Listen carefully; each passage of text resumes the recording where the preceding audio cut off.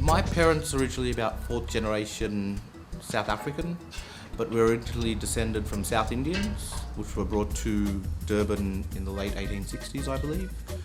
And consequently, our cuisine has evolved totally differently, but we still had times where there was trading between India and South Africa, so spices were traded quite a lot. So our cuisine has evolved totally different to that of North Indian cuisine. When we first started the markets 10 years ago, we just had our pickles and pastes, but as time's progressed, we've introduced our curries. At first, I introduced a line of curries that I grew up with in Durban, but they were like quite hot and spicy, so a lot of people didn't really take to them.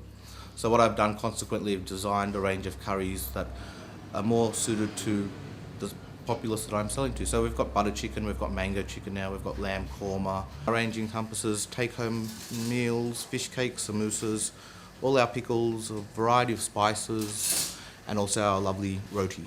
When we cook every day fresh, so we don't really keep anything in the freezer except for our frozen products, being our samosas and our fish cakes. So it's important that we get all our food fresh to the people and they eat it within the specified time that I tell them to eat it. If not, then throw it away and come back next week and buy some more. This is one of our signature dishes. We've done a couple of film shoots. We did one film shoot with SBS Food Safaris. We're very well known for our samosas in Sydney. We supply quite a few restaurants and bars. And traditionally this is a South African samosa, so it's totally different to the samosas you get in India. All up the east coast of Africa, your samosa will look like so. Not like a pyramid. There. And next we get in the samosa mixture, we've got mince, fresh coriander, mint and shallots, and a little bit of kibbled onions. So when we fold our samosa, we basically start like so, like that.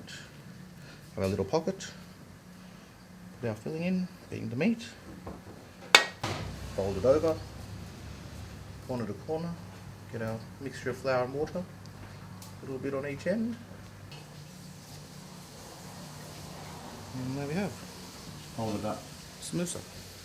We get a lot of repeat customers. We get a good following of customers in certain markets where the community is very tight-knit, like Concord and Warriewood being Northern Beaches.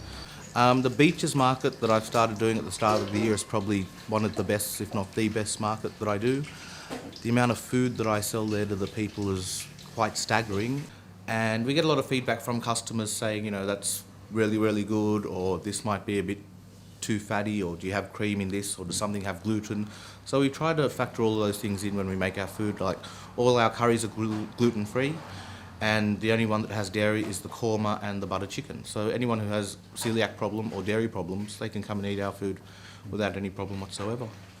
We've been approached by David Jones, Woolworths and Coles to supply them, but I've just said no, because you lose integrity on your product. You're just another product on the shelf.